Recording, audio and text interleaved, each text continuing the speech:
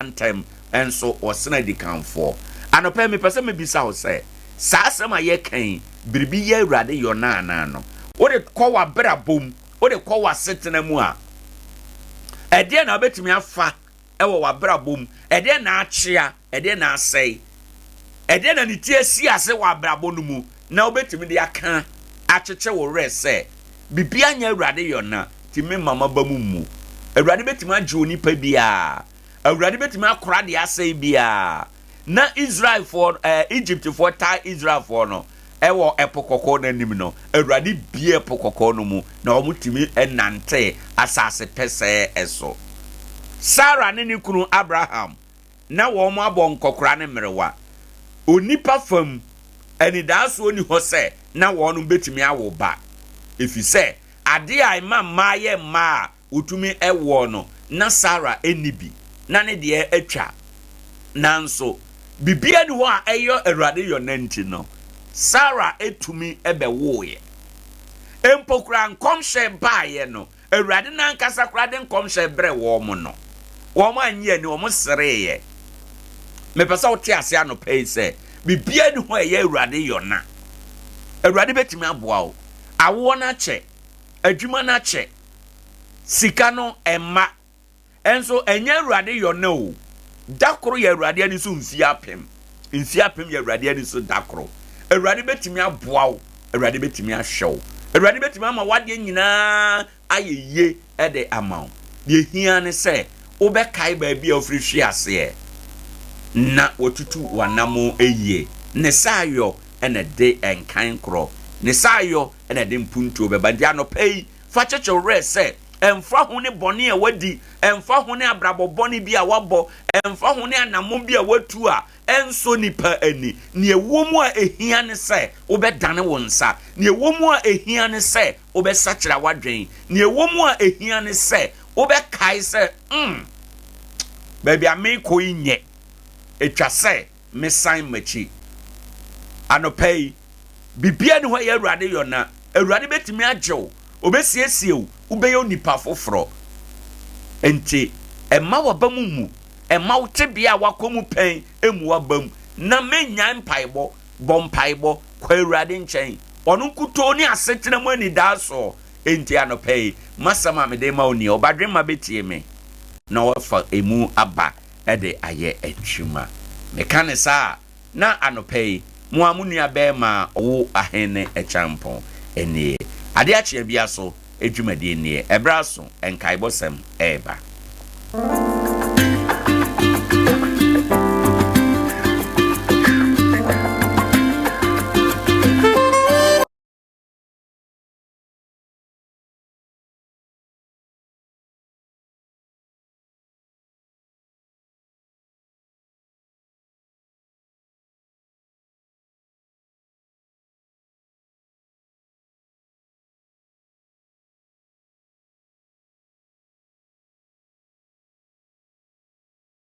besa ma munyina achen ebiem akasi madu na abo anopei eye nonsia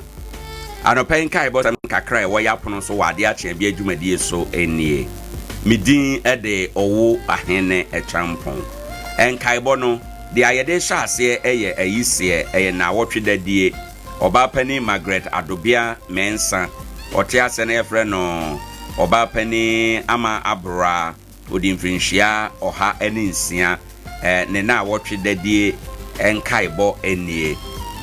ayipaso mpanimfo a ose na wotwedadie eye Reverend Father Grant Asuma na afi Anglican asafo manyina ya ewo Nkoranza 13th asoko abusuan pani opani kwasi boy dodo na friend say jingo nana eche otoso mienu ya asoko hema nana tachi bafo otoso mienu ye tomu hene nana usu ache abrempon ye donkron kwanta hene nana oduro pinkra yefre ampona ehene nana asarbafo otoso mienu akane dendwa hene nana ajesi akwan donkron kwanta krunti hene abusuan pani Anthony Tumasi ochami Kofi Ejaako wonyina ewo sehwe ampenkuro afi ejane so anom dominance abusuan pani nana yirenchi nana amafrempoma Adobia otoso mienu dominance hema ɛna afi dominance ade hye a won Nkoranza nyina emma ewo abusua yi mu eye owura Emmanuel Sapon dodo na frɛ no KB nkran na ɔteɛ owura Kwadwobo ahe director Philibert Coastal Company Limited Kumase owura Joe Ejakon eye director Modern Information System Sunyane owura Emmanuel Kwadwo Eje dodo na frɛ no Ofako Ghana Telecom Nkoranza ante ama achama Nkoranza ante Agnesa dodo na frɛ no Anyima sa ante Akwia Agata Techiman ante Mata Asante oya midwife Usunyane Regional Hospital abena adwubi efiesa Akwia Jewa onyina Nkoranza owura Kwasi Sechi oto aburo ewo Nkoranza buru dwam ya mage dodo na frɛ no Okumkom Kingsford kwabena adumako oyedwadini Nkoranza abena kyerɛ dodo na frɛ no abena kwabena akumsa domase afie gyasi ewoyefre ya nsia wa kropon kwamboaten ya okotoko onyina ewusunyane osai Kofi dodo na frɛ no Apollo ofa ajay dodo na frɛ no Tripoli Inn owura kwabena bene dodo na frɛ no Mo Eja afe ma me bedwo onyina ewo Nkoranza Bishop JK Amo Precious Generation Church International Nkran ene na chi akwan wo nuanom kwabena je dodo na frɛ no ofa je sunyane nananom nana ama ba je dodo na frɛ no Abrewa one ni nuanom ewo Nkoranza afe owura kwabena mreku ni nuanom oboase ene owo abena root ni nuanom Adwa Patricia ni nuanom wonyina wo Nkoranza Adwa Boahema ni nuanom Vida Kwantema one ni nuanom ewusunyane Otis Kofi Tonto ene ni nuanom ewusunyane Vida Boahema ni nuanom wo Nkoranza Georgina eso ahene ene ni nuanom Dickness Comfort ama Jamfua ene ni nuanom ewusunyane Boga Joyce Adumako Nketia one ni nuanom Holland Norte Frank Sapon ni nuanom wo Nkoranza afia Georgina ene ni nuanom ewo Nkran Akwia Bafoa eye hairdresser ewo Kumase ama adubia ye chechire ni Westco Kumase ura Kwame Adumako Techiman adubia Cynthia oye prison officer Sunyane Josechi ewo Techiman Vida Kwantema Sefi Srono ena ote Fosu Daniel dodo na frɛ no Kujo Italy no wo Kwasi Jan ewo Techiman Kofi Edu ewo Nkoranza Evans Kwame Sechi etoto atia Nkoranza Apia Amos etwi Okada driver Nkoranza ohene Fosu ewo Techiman amakwa ewo Nkoranza Ophelia Adumako Osunyane Akwiyesa ewo Nkoranza Kofi Edu ye Shenkani Kentampo Ampuma Akwiya Apia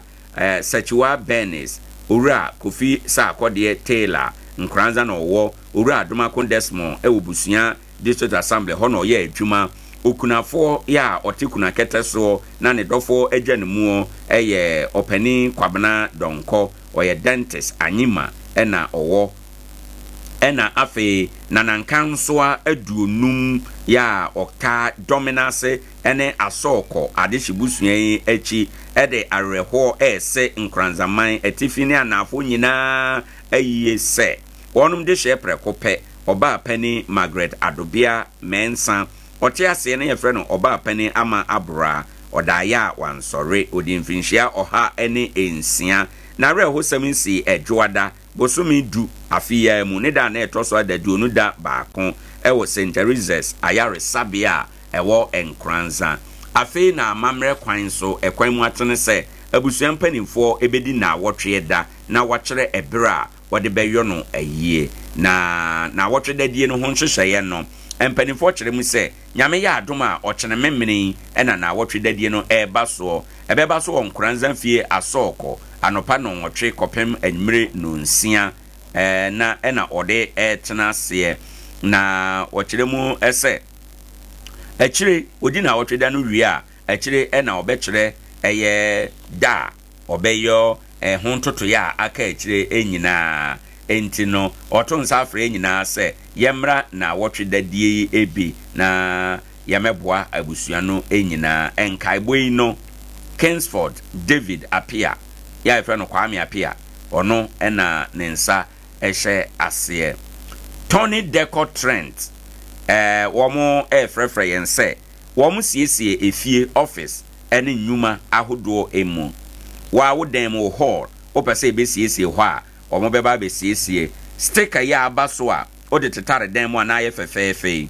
obetimi aba be ye wall stickers no pop na pesa wo ya obetimi aba be ye bia ma opese penti wo dan mu ana edan no ho efie mu ya ye penti ho nyina ebetimi penti de ama pop deco no nso opese wo ye bia obetimi aba be ye ne nyina ama ene enwuma bebira efe ema odan mu ana ofie ebeye fe o office ho ebeye fe enti oye room designing home decoration blank curtains installation no oye ni nyina enso ebi okaka o se o person no ndi dwa na oye adwuma fra 0245 232160 na wafre womo eno wono adi enkita ho nia ope ewo ato ene anopei onfre Queen V anopei ya 0244 361008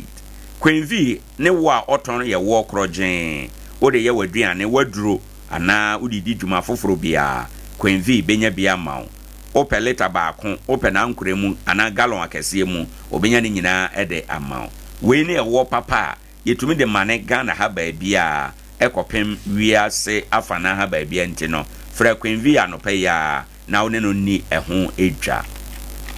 Obo Herbal and Medical Research Center Dr. Obo Frefro say afe no kwa wiye osi nyame ya adoma eye bosomi aye womi bronya bosomi ne da etoso eye dadunanum e de kwese ne da etoso adadu no da baako 15th December ekopem 21st December Saturday oye apomden ho promotion but aye no nyina ne say obeba behwe wapomden na wamfa yade anwura afia eba no emu oba obehwe wakoma mu obehwe okedine obehwe obrebo mu obehwe wadwene mu asiche dodo wo nipadua mu ne nhwehwemu bibira obeye de ama wo woye sa nhwehwemu no a untua ho sika bia na mom woye nhwehwemu no wie na etwase otobiribia adrubi edeko nea ohunu ye no a eno nso obeje ukakra bi sika kakra na obeje no kra no wateso ohanchemu aduasa ode emawo saa eye dwumadie ebeba so ewo eye Obo Herbal Medical Research Center ahodo nyina emu Nkoranza adehyeman edwira kwan so baabi a yebu gas no ukọ ho a bekọ akoto wo mo kaso a baabi a wo mo office no wo no ewo JD restaurant nchen ho sunwane wo mo zinco wo mo ebene Migration Information Center edi enhwe techiman wono mo eben Kente Royal House ukọ ho a obetumi aboa adwadie kwan so frɛ no wono no nyan hwehweye ewo ensemi ho 0249761508 ananso say 0550191311514 ena 054985619 na wafrɛ wo mo eno wono edinkita ho a ebetumi aboa ama bibia aye enkoso ede ama wo omanma sabre abonu nsia no a enesa anopenka ibosam nyina awieye eni we achi ebiba biewo a ene die mu yebesan de aba besom mu yedam nyina se emammo ene tia ojeme ahe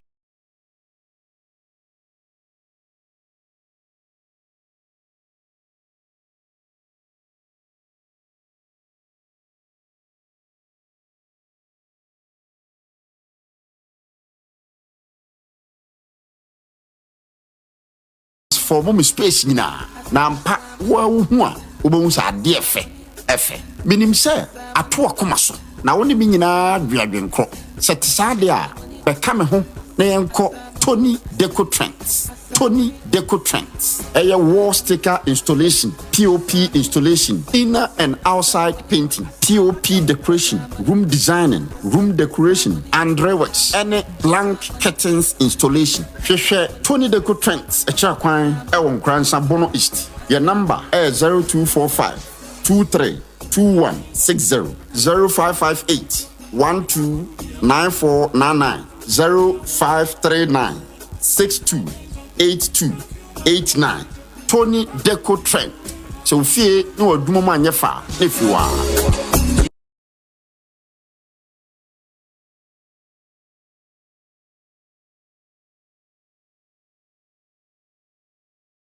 Abibidura timemu first hwe na yagye tomu dada na Food and Drugs Authority de almost stampo asisu de amanfo yichiro chese yare kwankro na abetena uso ne nyankopon na yi se nro ya kire menua ukọ drugstore ana herbal shop bia ko pese nro ibito Esmond Born Herbal Mixture, Esmond Malamis, Esmond Co Mixture na Esmond Pan Herbal Mixture enro hodo nyina yichire herbal center da Roma no de bedwa so eho ya bibidura so yekuku dama so fuma mema ma Esther ne kofa bai Esmond Born Herbal Mixture ye duro bi etimi yefun yare pa tichiru no osa obeje tumi yare yare bia ya pa yi sanse we yefunu ye ya no afi osia obi ehu moboda na sunya Esmond Born Herbal Mixture ye betuasia makra Esmond Maramis ye malaria dro tata hwe abedwa so na tu typhoid fever se ene jaundice say ye malaria pa na etete wo de bomodin ase ni monimu ya obekokoto Esmond Maramis wo haw ni nyina bebe na wiye sabada ho pa de a menhwe ma okrama bekawo na tie Esmond Co Mixture ye kokwaduro papa mafo gye tuma edi wadanse emfa wo ni babie kokko na fifiri oni paduem ebe ni nyina se prekope afi Esmond Pan Herbal Mixture ye san one capsules eno no eye ntiri ni mu adwuma waposo usisi echi ba bi atwetwe wo ni nyina ebem wagina wanam so peme wo ye be ma omode mo no nso ani won paso bomode so benya dre bi ato yichire Herbal Center e wo yichire spiritual cream na ye nsenkyerene ahodo amafo edi ho adanse na yichire Herbal Bar eye nnompe ni mu adwuma waposo ba bia yichire Herbal Center so ye no wadra Filla Chapel International sorry fie ho a ebe public park Roman school na echi ho afi adwadwam so yichire Herbal Center ni dwakase ne die nimhwe benya bi so to family herbal shop ena so fuma mi route ho e wo Fire service station ha free Herbal Center for ahomeiso 0246 775319 0246 775319 Yichire Herbal Center di onyame kan ene bebem Yichire Herbal Center onyankopon no yaresafo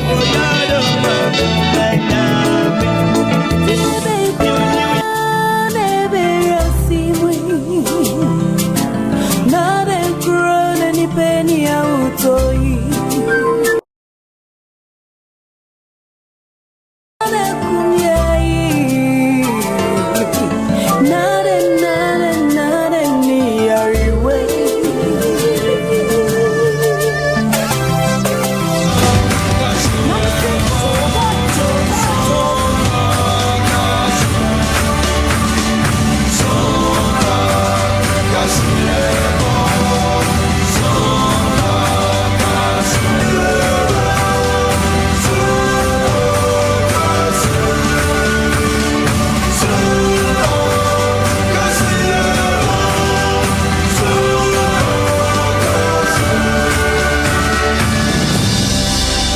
Mama ya mamunyina che no sia abo na kasia yensaka na yede ebeto yetiefo ene ahwefo anim ene efie anopai na kasia yede ebremu ebetwa ne ho na abumfumpa ewo Sompa 93.1 Sompa TV so udi atwago na wo hwe yen efiri ho adehye ewo Sompa Nkoranza Sompa sunwane enso efa kasia bi ewiase tenten fidi ahodo so nyina na Facebook, YouTube, and Twitter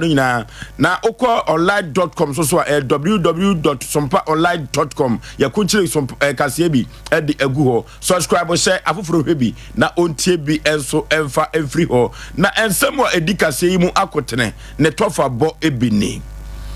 ekuo bi ya from Commonwealth observers ono na obehwe abato ni so bi na wompani pa woda ekoya no watu nanum tuo wode abasobode amoman Ghana abasobode be ya emusem ewo ha yede ebremo President elect na 7 January yede no eso akofremu na wosai ne natra konwa kaso so ewo man Ghana mu a wo se abato nim ensem bi ekoso se nyame boa no so akofremu no so ya onyai emane nka ne wo tena so ka ho ede bensem emusem ewo ha yede ebremo Abra wusemwa efiri gomua ochire krom junction eba ne se akwansia bi asi enipa bi ahwere wo mo kwan adobafo nya hweyo yebekwa kodi bronya wei ene afoforo bi ka ho na yedan kase ne yede abesoma no pano nsia brem na me ka kire wo se 21st clinic ono eye sciatica expert 21st can the same country say sciatica yade and the bibidru so and I would do yade yase yanko 21st clinic na yanko sa yade e boy yepa yade bibre bia yemfa enkoda wo mo orofo some patch de na duru hobiem na okunu ni otrenensa na yantomo yechi na adofo mo ankasa ne su kire mo yenisu eba enuti na wa bi be yesi yedwa ho da bi brabe some patch de ni bi enhire firim ba no eye wa wo de